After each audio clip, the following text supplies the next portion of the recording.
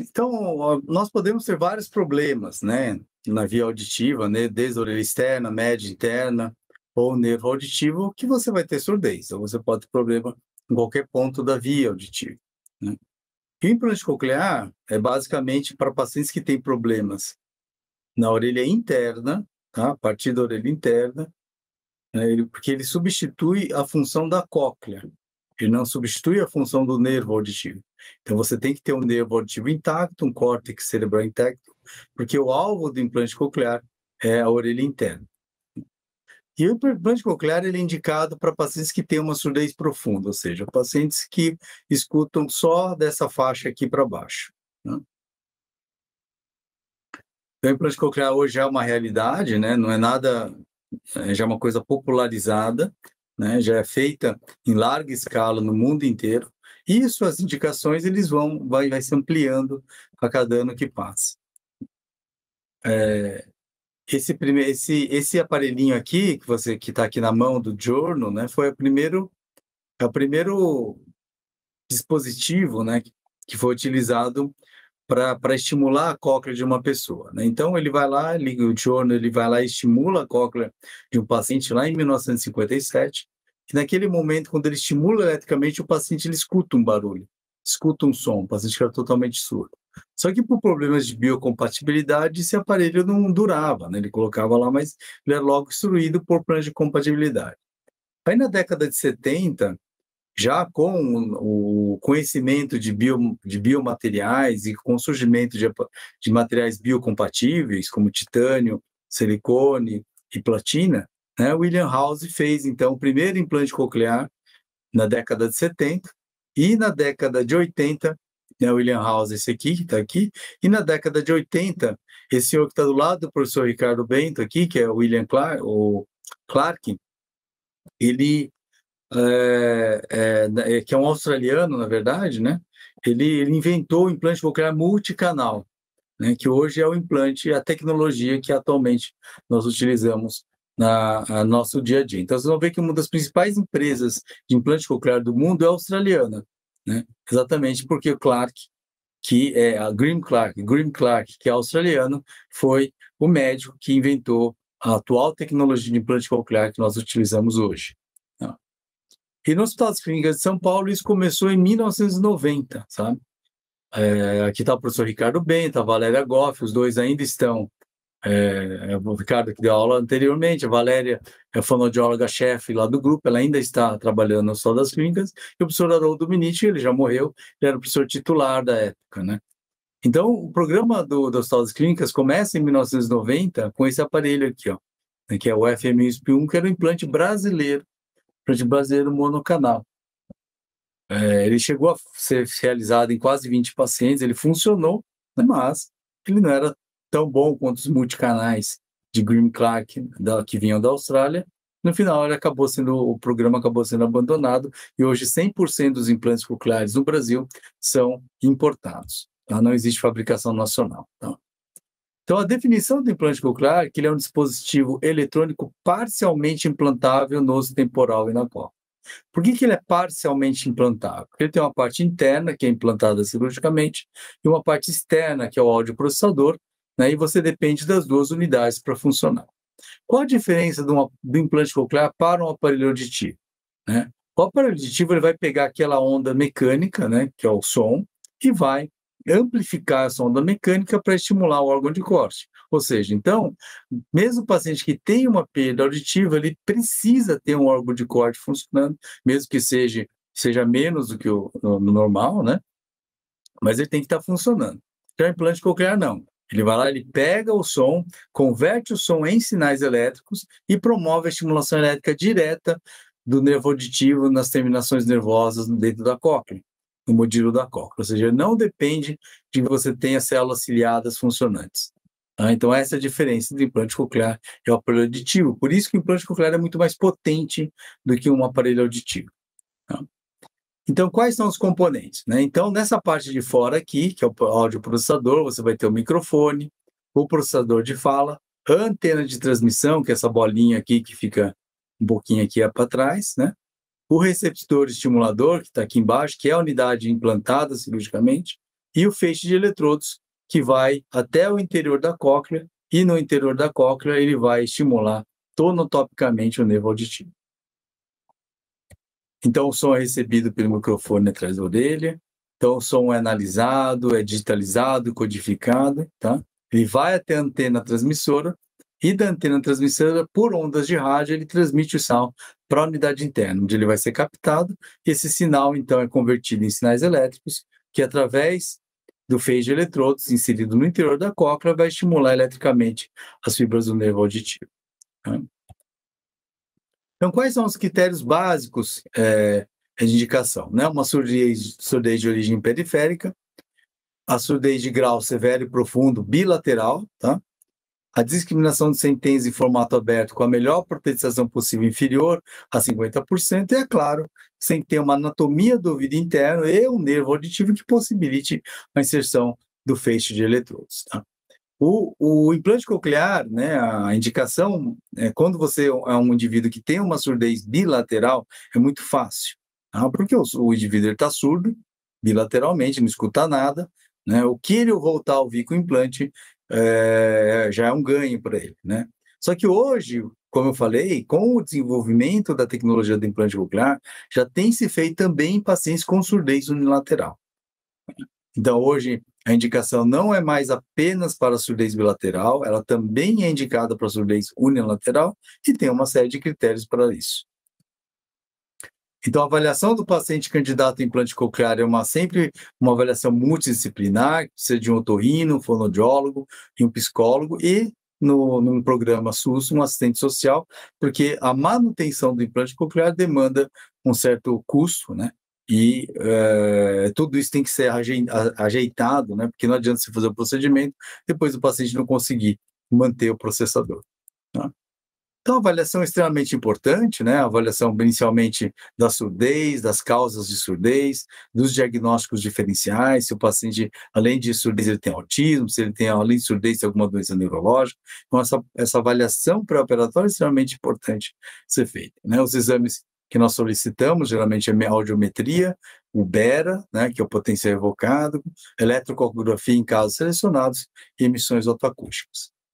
E para saber a anatomia, né, das vias aditivas, tomografia computadorizada e ressonância magnética, tá? Então, isso aqui é uma tomografia computadorizada de ossos temporais, tá, que mostra as cócleas normais, né? E a ressonância magnética, que também você vai ver a anatomia da cóclea, que você vê a cóclea bilateralmente, né? Aqui é uma reconstrução em duas dimensões da cóclea, porque o eletrodo ele vai entrar aqui dentro da cóclea, então dentro do canal da escala timpânica da cóclea, então você tem que ter essa anatomia preservada, tá? Aqui uma reconstrução 3D e aqui um corte transversal do metaacústico interno para ver os nervos do sétimo e oitavo par dentro aqui do metaacústico interno, tá? Então, quando você faz esse corte, você parece aquela carinha da batata rap, né? Como é aquela batatinha lá? Aquela batatinha que tem carinha, tem um sorrisinho, né? Tem os olhinhos e a boquinha, né? A boquinha são os nervos vestibulares, superior e inferior. Esse olhinho daqui superior é o facial e o olhinho inferior é o nervo coclear. Então, precisa avaliar, porque existem pacientes que nascem com uma agenesia de nervo coclear. São casos que o implante coclear não vai funcionar, obviamente, tá? Malformações, olha, se são uma tomografia que você não vê a cóclea, né? Então, você não vai conseguir fazer a cirurgia nesse caso. E cócleas parcialmente ossificadas, né? Que é uma tomografia de um paciente com esclerose, que tem um grau de ossificação da cóclea, e na ressonância mostra áreas, né, de perda de permeabilidade da cóclea. Isso daí é uma cirurgia muito difícil, eventualmente você nem consegue fazer, tá? E aqui uma cóclea totalmente ossificada, você também não consegue fazer a cirurgia, você não consegue colocar o eletrodo por meningite. Então, meningite é uma das etiologias de surdez que piora muito o prognóstico, sobretudo se ele tiver acompanhado com uma ossificação da cóclea, tá? Tumores, né? Você tem que avaliar se tem tumores, se aqui é um adenoma acústico. É claro que se você fizer um implante coclear, aqui é um erro médico, né? Porque ele jamais vai funcionar. Porque você vai estimular a cóclea perifericamente, mas o som não vai chegar no cérebro, porque tem um tumor no meio do caminho, tá? Então, são coisas que nós temos que avaliar muito bem no pré-operatório. E a pergunta, e o resultado? Né? Eu já falei que se nós aqui, né, que somos adultos, se ficarmos surdos agora, o resultado geralmente é muito bom, né? Mas ele não é igual para todos, tá? Então ele depende da etiologia, tá? Então eu já adianto que a meningite, a malformação, a icterícia, né, o kernicterus são causas de mau resultado, de pior prognóstico. E algo que vocês têm que saber é a diferença entre a surdez congênita pré-lingual da surdez adquirida, né? Então a surdez adquirida somos nós, seríamos nós. A gente fica surdo, nós temos uma surdez adquirida, ou seja, uma surdez pós-lingual. Aquele idoso que ele começa a perder a audição, é uma surdez adquirida, pós-lingual, né? A surdez congênita é aquela que o indivíduo nasce com surdez, né? Que tradicionalmente é aquele indivíduo que você vai ver fazendo libras, língua de sinais, né? Então, quando nasce com surdez é pré-lingual, quando adquire a surdez é pós-lingual. E por que isso é importante? Porque para quem nasce com surdez, existe um período em que você tem que fazer o procedimento, né? Por quê? Porque existe uma questão da plasticidade cerebral, desenvolvimento das vias auditivas centrais, né? Então, se tem um indivíduo que nasce com surdez e você não faz o procedimento precocemente, depois a criança não consegue mais se recuperar e o dano se torna irreversível, a ponto até da gente não indicar mais o procedimento a partir de uma certa idade, tá? Então a gente pode dividir aqui, ó, né, em termos de resultados, né, os melhores resultados, então seriam os pós-linguais, ou seja, as pessoas que ouviam e perderam a audição, né? As crianças pós-linguais, as crianças que ouviam e perderam, crianças que nasceram surdas e foram implantadas precocemente, né, antes dos 3 anos de idade. Hoje, a idade ideal para se fazer o procedimento é até 1 ano de idade. Então, até 1 ano de idade, se uma criança nasce com surdez e é diagnosticada na maternidade, ela tem que ser implantada até antes de 1 ano de idade para que ela tenha um bom desenvolvimento da fala e da linguagem, da audição e da fala, tá? Depois, crianças maiores de 3 anos, né? Depois, pré-linguais, adultos e adolescentes, né? Então, esse grupo aqui, os pré-linguais, adultos e adolescentes, muitas vezes, né, ou melhor, na maioria das vezes, nós não fazemos o procedimento porque ele acaba não funcionando, porque você estimula a cóclea dele, só que o cérebro dele não está preparado para receber o som, ou seja, aquele som que vai chegar no ouvido não vai ter significado para ele, porque isso não foi feito nos primeiros anos, momento em que a plasticidade cerebral permite que isso ocorra, né? Então, muitas vezes a gente não faz, a gente orienta o paciente a continuar fazendo libras, né? E é claro, a qualidade da reabilitação fonoaudiológica é extremamente importante, né? Você dá um implante coclear para uma pessoa e não fazer a reabilitação fonoaudiológica, como você dá uma Ferrari para uma pessoa que não sabe dirigir, né? Então você tem que dar a Ferrari e tem que ensinar a pessoa a dirigir, né? E é claro, a qualidade da cirurgia, né? Se foi bem colocado, se o posicionamento dos eletrodos foi adequado ou não, né? Eu vou mostrar aqui para vocês a cirurgia rapidamente, tá? Então aqui é a posição onde fica a unidade interna, você vê que fica aqui embaixo da pele, tá? Nessa região aqui, tá? E aqui a antena conectando o que seria a antena receptora aqui, tá?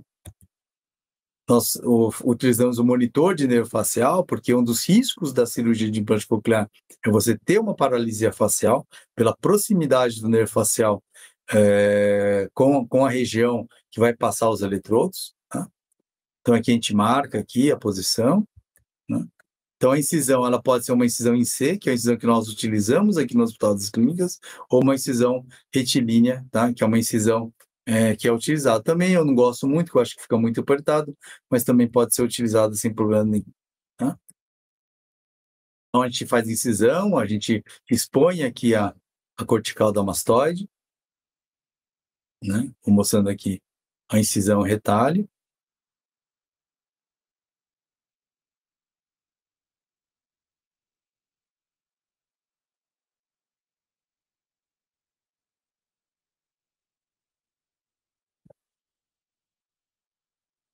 A gente joga a orelha para frente, expõe aí da cortical e com uma broca, realmente é uma broca mesmo. A gente vai brocando e vai tirar esse osso da mastoide, que é a região logo atrás da nossa orelha, tá? Então a gente vai retirar esse osso para ter o acesso, então, à orelha interna, tá? Então aqui, já uma imagem do osso totalmente, da cortical totalmente retirada, tá? Que a gente vai ver o canal lateral, a bigorna aqui, a conduto, a parede posterior do conduto auditivo externo, tá? E aí a gente faz a timpanotomia posterior, que é a abertura, né? Essa aberturinha aqui, ó, tá? Que é como se nós abríssemos essa região aqui, tá? Então, a gente faz essa abertura para chegar na cóclea, tá? Então, aqui você vê a timpanotomia posterior sendo feita, tá? Aqui é a bigorna, aqui é o estribo, tá? Ramo longo da bigorna aqui, o estribo, e aqui o promontório, e aqui a janela redonda. Então, qual que é o objetivo? É a gente fazer, quando faz a timpanotomia posterior, é abrir e ver a janela redonda, que é por ali que a gente vai colocar o eletrodo, tá? Aqui um videozinho mostrando, fazendo a timpanotomia posterior.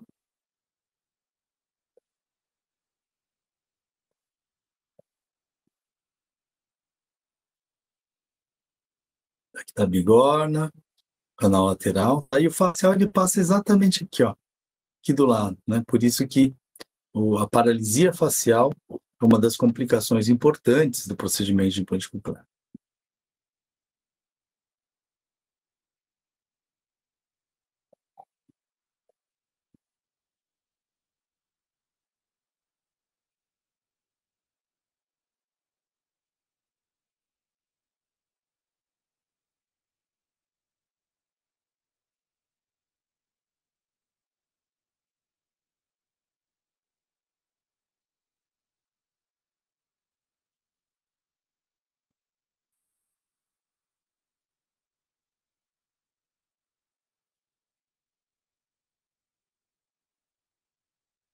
Pronto, aqui você vê o promontório, e aqui embaixo, essa bolinha aqui, aqui é a janela redonda, tá?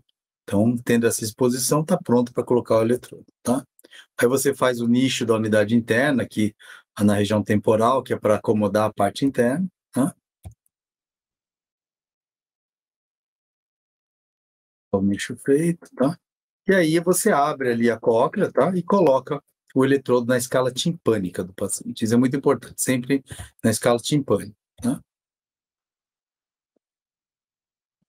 Aqui é uma forma de colocar, que a gente faz uma abertura na cóclea, tá? Então aqui esse vídeo é para mostrar sendo realizada uma que nós chamamos de cocleostomia, né? Que é a abertura da cóclea.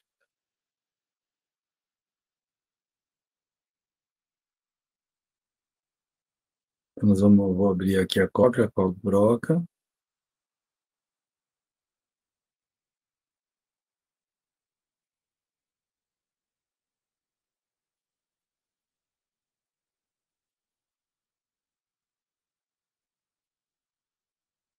Pronto, a cóclea está aberta, né?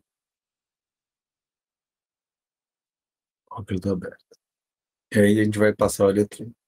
Então, os eletrodos do implante coclear são o que nós chamamos de multicanais, ou seja, né, você tem vários eletrodos, ó, 2, 3, 4, 5, 6, 7, 8, 9, 10, 11, 12. Cada fabricante tem um número de eletrodos diferente, né? Tem alguns que são esse aqui que está na animação aqui, que é um perimodiolar, ou seja, ele abraça, ele tem uma memória que ele abraça o modilo, ou seja, os eletrodos ficam mais próximos das terminações nervosas, né?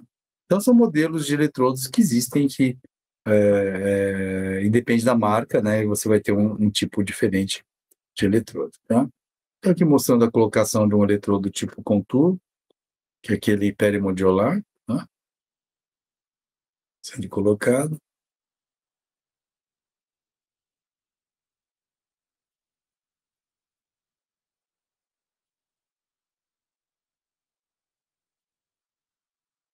Eu vou retirando o estilete, aí o eletrodo entra e abraça o modelo lá dentro.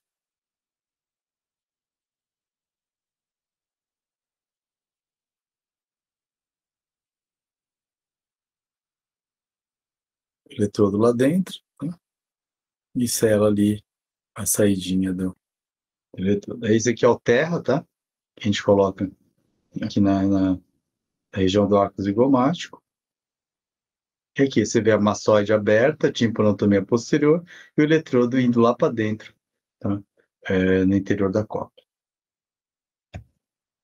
Aqui o raio-x no final você vê aqui o eletrodo dentro aqui da cóclea, ele faz no formato de C, assim, dessa forma aqui, né?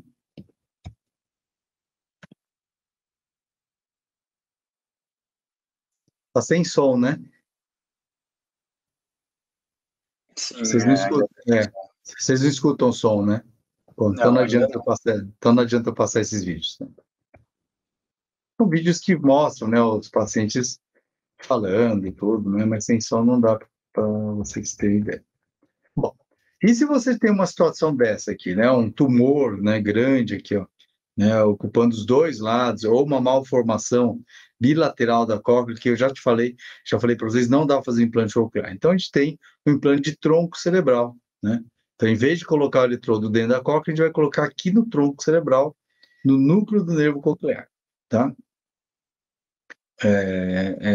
Então, é feito nesses casos de neurofibromatose tipo 2, pacientes têm tumores bilaterais ou malformações bilaterais, né?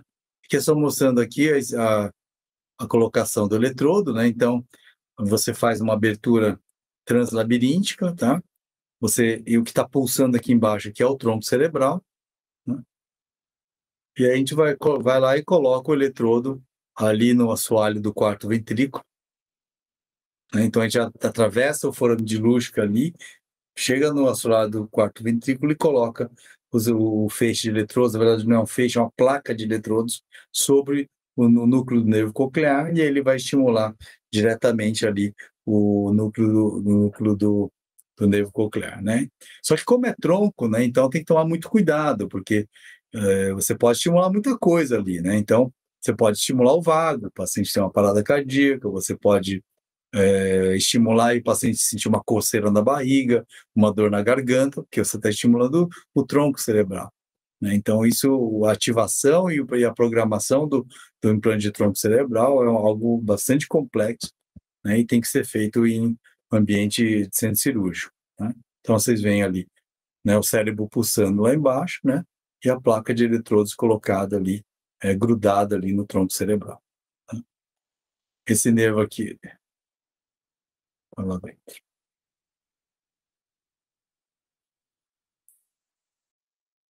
Esses aqui são os resultados, né, de 5 pacientes, né, que usam o implante de tronco cerebral. Vocês veem que são resultados bastante razoáveis, né, para considerando, né, que você está estimulando o tronco, não está estimulando a cóclea, considerando que esses pacientes não têm nervo coclear nem cóclea. Esse aqui era um paciente que foi feito, né, no nosso grupo, ele, na verdade, só dá o depoimento dele, tá? Esse é um menininho que é a primeira criança implantado de implante de tronco cerebral no Brasil, Josué. Hoje ele já é adulto, praticamente. Acho que ele está com 16, 17 anos. Bom, acho que era isso aí. Bom, pessoal, boa noite, tá? Obrigado pelo convite, obrigado, Renato, pelo convite. E até o ano que vem, né? Boa tarde a todos. Bom dia, né? Para quem for ver a gravação, às vezes de dia. Então, hoje nós vamos falar sobre perda auditiva. Meu nome é Renata de Francesco, eu sou professora livre docente da disciplina de otorrino da Faculdade de Medicina da USP, e eu tenho a honra de coordenar a Liga da Surdez há muito tempo, né? Para nós, é um orgulho ter os alunos participando da Liga da Surdez, como o professor Ricardo falou, porque o nosso o nosso tempo na grade horária é pequeno, tá certo? E a liga é uma possibilidade, então, de vocês conhecerem melhor a otorrinolaringologia, tá certo? A liga foi criada em 97, quando eu era R3, e os próprios alunos de uma aula prática sugeriram, então, que a gente fizesse uma liga. Isso foi aceito pela nossa coordenação, pelo professor Ricardo, e desde então que a gente faz anualmente o curso introdutório aqui da Liga de Prevenção da Surdez, hoje Liga de Habilidades, porque a gente se juntou com a Liga da Obstrução Nasal, tá certo? Para o melhor aproveitamento dos alunos, né? Então, nós vamos falar, os colegas já que me antecederam já falaram um pouco da perda auditiva, não é? Mas é importante que a gente entenda aqui, a gente vai falar de alguns diagnósticos, tá certo? Para que vocês possam entender melhor porque, né, a gente tem diversas situações em que a gente faz perder a audição, tá certo? Então, vamos lembrar aqui desse desenho, desse corte da orelha. aqui o pavilhão auricular, aqui o meato acústico externo, a membrana timpânica, a caixa do tímpano ou cavidade timpânica, que é ligada pela tuba auditiva ou trompa de Eustáquio para a nasofaringe, né, e a cavidade nasal. Aqui a cóclea e os canais semicirculares, tá certo? Que vão estar ligados aqui ao nervo auditivo, que é o oitavo par craniano, tá bom? Então, veja, a gente vai lembrar da anatomia, que esta aqui, então, é o que compõe a orelha externa, pavilhão auricular e meato acústico externo e a parte externa da membrana timpânica. A orelha média, a parte interna da membrana timpânica, junto com a cavidade timpânica e a cadeia ossicular, que são os 3 menores ossos do corpo humano, o martelo, a bigorna e o estribo. Né? E aqui, então, a cóclea, que é onde vai ter a transdução da energia mecânica para a energia elétrica, tá certo? Dentro da cóclea para depois o estímulo do cérebro, tá bom? Então, na verdade, quando a gente tem uma perda auditiva, a gente pode ter um comprometimento em qualquer um desses pontos, tá certo? Quando a gente tem um componente que prejudica a audição, seja na orelha externa ou na orelha média, tá? Então, a criança pode nascer sem o pavilhão auricular, com o meato acústico externo fechado, a gente pode ter secreção na orelha média, tá certo? Qualquer uma dessas condições de orelha externa ou média vão levar ao que a gente chama de perda auditiva condutiva. Por quê? Porque o som não é conduzido, não é levado até a cóclea, tá certo? E quando a gente tem um defeito da cóclea ou do nervo auditivo, a gente vai ter uma perda sensório-neural, tá certo? Então, veja, isso é uma coisa muito simples, porque quando a gente faz uma avaliação auditiva, faz uma audiometria, quando aquele paciente chega para a gente e fala, não estou ouvindo direito, a gente já vai diferenciar das condutivas para as perdas neurosensoriais, já é uma parte do nosso diagnóstico, tá certo? Quando a gente tem, então, as questões neurosensoriais, a gente pode ter lesão da onde? Das células ciliadas internas ou células ciliadas externas, que estão dispostas aqui na cóclea, tá certo? Então, esse aqui é o desenho do chamado órgão de corte. É aqui que há, então, a formação do impulso elétrico que vai estimular o cérebro, tá bom? Na perda auditiva condutiva, então, a gente vai ter uma audiometria com este aspecto. Isso daqui, olha só, é uma audiometria normal. Ah, mas o que é esse gráfico? Isso aqui é um gráfico onde a gente vai ter, o paciente vai ter o estímulo auditivo e ele vai responder, e ele vai responder, então, os sons que são propostos para ele, dos sons mais graves, 250 Hz, até os sons mais agudos, 8.000 Hz, tá certo? E dos sons de alta intensidade, 120 decibéis, para os sons mais baixinhos que ele consegue ouvir, né? E zero, este aqui é uma tabela de decibel, nível de audição, zero é o mínimo que o ouvido humano consegue ouvir, tá certo? Quando os fonoaudiólogos fazem a audiometria, elas medem a audição de duas formas, um fone e um vibrador ósseo, tá certo? Então, olha só, isso aqui é uma audição normal. O xizinho é a resposta do fone e os conchetes é a resposta da vibração do osso, tá certo? Então, aqui a gente tem uma perda auditiva condutiva. E o que isso significa? Que a condução óssea, quando a gente vibra o osso aqui atrás, a gente estimula direto a cóclea, tá certo? E quando a gente põe o fone, é a audição que a gente ouve. Então, esta diferença na audiometria, que é a perda óssea, é a perda auditiva na via aérea, que é a avaliação feita com o fone, e a preservação da via óssea, que é o estímulo transcraniano do som, nos mostra que isso é uma perda condutiva, tá certo? Ah, que tipo? Mas o que causa esse problema? Não sei, a gente vai descobrir. Mas é só para vocês entenderem o que é uma audiometria de uma perda condutiva, tá certo? E a perda neurosensorial, vocês veem aqui, olha só, em cima no canto direito do slide, é igual, tá bom? Só que o gráfico, a tabela, o gráfico é igual, Porém, as bolinhas e os xizinhos, eles estão na mesma altura dos conchetes. Então, tanto faz eu estimular esse paciente por vibração atrás da orelha, como vibrar ou estimular com o fone, tá certo? E a gente vai ter a resposta no mesmo nível. Então, aqui a gente tem o que a gente chama de gap, ou intervalo. E aqui eu não tenho intervalo. Então, isso é uma perda neurosensorial. Lembrando que o normal é isso aqui, né? Todas as respostas partem do zero. Então, aqui eu tenho uma perda neurosensorial, tanto para o lado direito quanto para o lado esquerdo, e aqui uma perda condutiva. Tá certo? Então, veja, por que a perda auditiva e qual é a intensidade de perda auditiva que vai trazer algum prejuízo? Qualquer intensidade, tá bom? Por quê? Se a gente olhar este gráfico, que é um gráfico igual ao gráfico anterior, eu vou ter sons que são muito graves e muito baixinhos, como o pingar da torneira, e eu vou ter sons que são muito sutis e muito agudos, né? Como, por exemplo, um passarinho, tá bom? A nossa fala, em uma fala normal, na intensidade que a gente está falando, tá certo? Ela vai ter aqui essas frequências médias, tá bom? Então, veja, às vezes uma perda auditiva pequena, né? O paciente ouve aqui, ó, em 30 decibéis. Ele ouve tudo que tem aqui para baixo, mas ele é incapaz de diferenciar pato de bato. Pato de bato.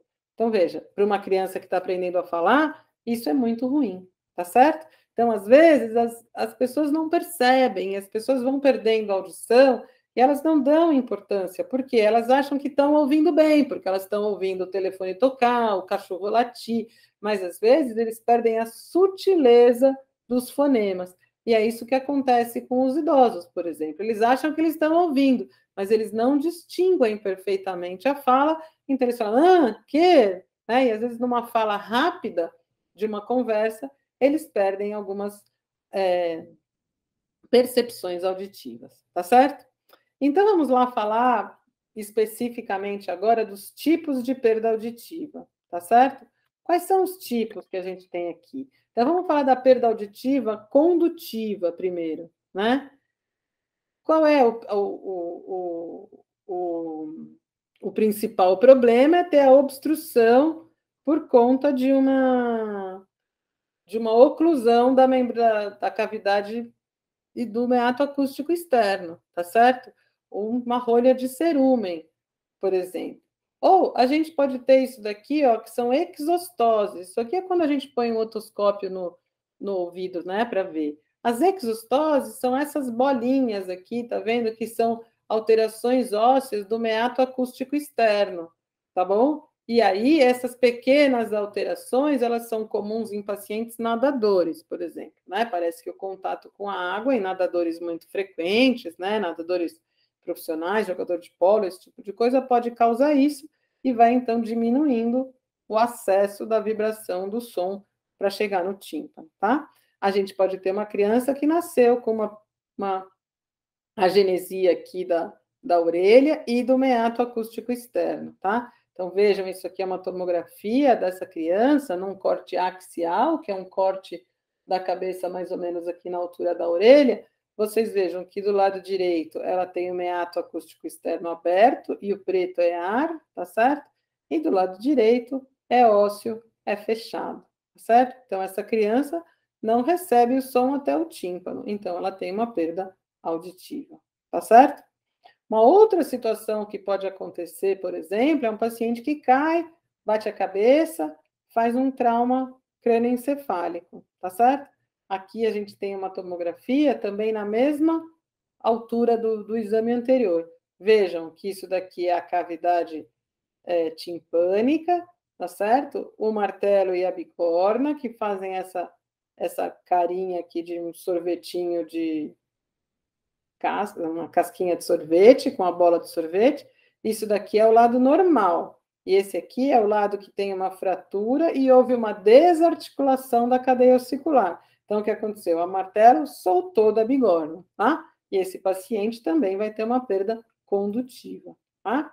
Isso daqui é um quadro muito, muito comum, tá certo? Nas crianças, principalmente por volta dos 2 aos 4 anos de idade, tá certo?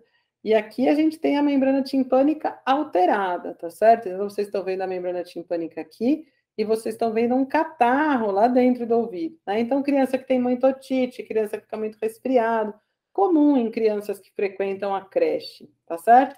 Então, o que acontece? Essa criança, ela vai ter uma perda condutiva, né? A resposta de via óssea está aqui, é normal, e a resposta de via aérea com o fone é mais baixa. Então, os sons chegam na orelha dela mais lentamente. Então, por exemplo, elas perdem alguns fonemas.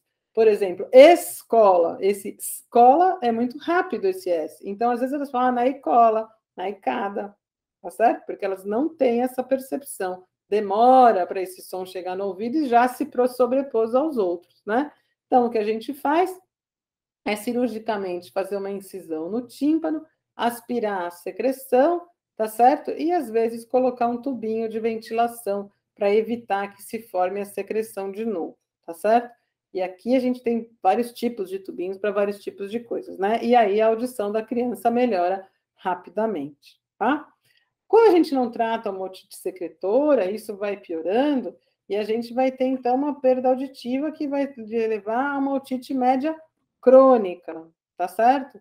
O que que é então isso? É uma perfuração da membrana timpânica, vocês veem que aqui já está perfurado, isso pode ter em maior ou menor intensidade uma erosão e uma perda óssea aqui da cadeia ossicular, tá certo? Então, essa pessoa não tem a vibração do tímpano, não tem a vibração da cadeia ossicular, né? Otite média crônica simples.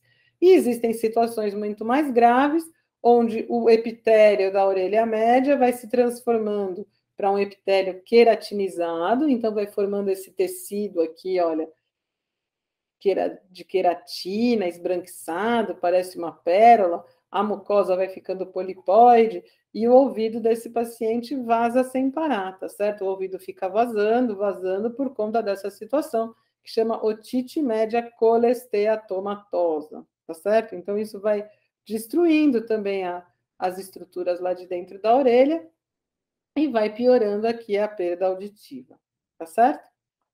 Muito bem. Uma outra condição, que é uma condição comum em mulheres, tá certo? É uma alteração do osso aqui da platina do estribo, tá certo? Então, você vê que o osso, ao invés de plano, ele vai ficando aqui esponjoso, tá certo? E isso atrapalha a vibração da cadeia ossicular. E eu tenho como, então, uma audiometria que vai mostrar o quê? Uma perda condutiva, tá certo? Então, aqui a gente tem o estímulo por via óssea normal e o estímulo por via aérea prejudicado, e eu tenho um intervalo. Mas então, o que, que o cirurgião faz? O cirurgião vai lá, abre aqui a platina do estribo, coloca uma pequena prótese e a audição volta ao normal e esse sistema volta a vibrar normalmente, tá certo? Bom, então a gente falou aqui das principais tipos de perda auditiva condutiva, tá bom? E agora nós vamos falar então sobre a perda auditiva sensório-neural, que são alterações então da orelha interna e das vias auditivas centrais, tá bom? Veja, uma coisa muito comum é a perda auditiva induzida por ruído, tá certo? Vejam que a perda de audição, ela começa leve aqui na fase 1, com uma perda para sons mais ou menos agudos, e depois isso vai piorando, piorando, piorando, e o paciente perdendo mais a audição, tá certo? Quando a gente fala perda auditiva induzida por ruído, a gente pensa de ruído ruim, desconfortável, tá certo? Mas não, mesmo som prazeroso, né? A banda de rock, né, o baterista, que é uma coisa que ele gosta de fazer, eles vão perdendo a audição, tá certo? A gente tem um filme aí que acho que recente, que eu esqueci o nome, que conta a vida de um baterista que perde a audição, tá certo? Então, é o Som do Silêncio, acho que chama o filme, não tenho certeza. Então, veja, isso é muito comum e a maioria das bandas, os integrantes têm perda auditiva, tá? Então, vejam que para a gente ter isso aqui é uma escala, tá certo? E o desconforto, ele cresce numa escala logarítmica, tá certo? Então, a gente tem 50 decibéis, é o som da nossa fala, tá certo? 70 decibéis, o cachorro latindo, né? E até 85 decibéis, olha só, isso aqui é um limite, ainda a gente não tem desconforto ou risco de lesão auditiva, mas a partir daí a gente vai tendo, então, 80 decibéis, 95, e vejam, os iPods aqui, os headphones chegam em 100 decibéis, tá certo? A banda de rock 130 decibéis, tá certo? E quase parecido com o decolar do jato aqui de 60, 160, tá? Então, quando a gente fala da escada logarítmica, é o tempo que a pessoa pode ficar exposta a esses sons, né? Então, 80 decibéis é 8 horas por dia, tá certo? Que eu aceito aí numa fábrica de ruído leve. A partir disso, 95 decibéis já é 4 horas, né? 100 decibéis já é 2 horas, e 130 decibéis é 10, 15 minutos de exposição para gerar perda auditiva, tá certo? Se a gente for numa festa, a gente já fica exposto talvez há mais tempo do que isso, tá certo? Então a gente precisa preservar muito a nossa audição, porque esta perda auditiva induzida por ruído é uma lesão das células ciliadas externas. E aí o que vai acontecer? A gente ainda não tem como regenerar isso e como proporcionar para o paciente uma audição normal como era antes. E veja, a gente melhora a sobrevida e a gente precisa cuidar da nossa audição para poder ouvir o melhor possível quando a gente tiver 80, 90 anos de idade, tá certo? Então, cuidado aí com os sons intensos, cuidem do ouvido, tá? A outra coisa muito comum, como o professor Ricardo já falou, é a perda auditiva congênita, tá certo?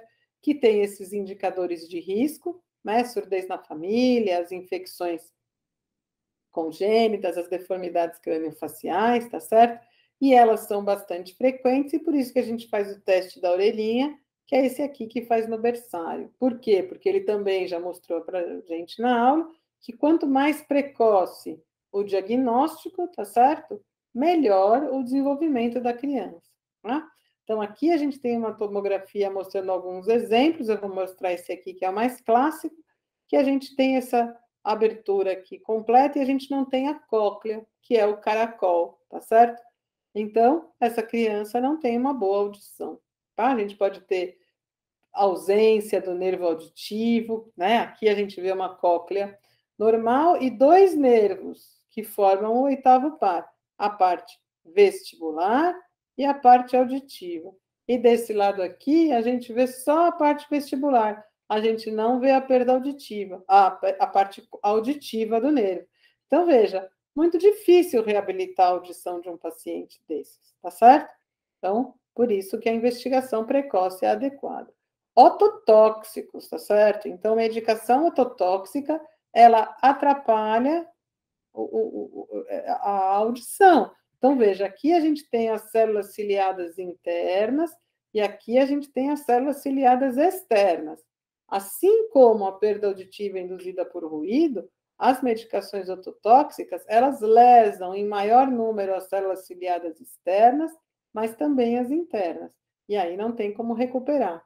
Ah, então, quais são elementos, drogas, por exemplo, ototóxicas, né? As mais ototóxicas são os quimioterápicos derivados de cisplatina, tá certo? Que são pouco utilizados hoje em dia. Os antibióticos aminoglicosídeos, né? Que são altamente tóxicos para o ouvido. E existem outras medicações que são levemente tóxicas, como a aspirina, por exemplo, o ácido acetil salicílico, tá certo? Mas a gente tem uma lista de medicações que devem ser evitadas, né? E deve ser pesado aqui o risco-benefício de usar o remédio, porque a gente pode ter lesão sim, tá bom? A presbiacusia, que é a perda auditiva dos idosos, tá certo? Então, como eu falei para vocês, todo mundo vai perder a audição um pouco. Se a gente já se expõe precocemente a ruídos intensos, a gente vai ter mais piora da perda auditiva, tá bom? Então, olha só, a gente não espera que um idoso de 90 anos ouça bem, né? Então, ele vai precisar usar um aparelho para que ele possa ficar integrado à sociedade. O que acontece com o idoso, às vezes, é que ele para de ouvir e ele ignora aquele som. Não é igual a visão, que se eu tirar o óculos, eu não enxergo aqui a tela, mas eu sei que se eu puser, eu preciso enxergar. Então, eu ponho o óculos e enxergo perfeitamente, tá certo? Mas o som não é assim, porque se eu não estou ouvindo, eu considero que ele não existe, tá certo?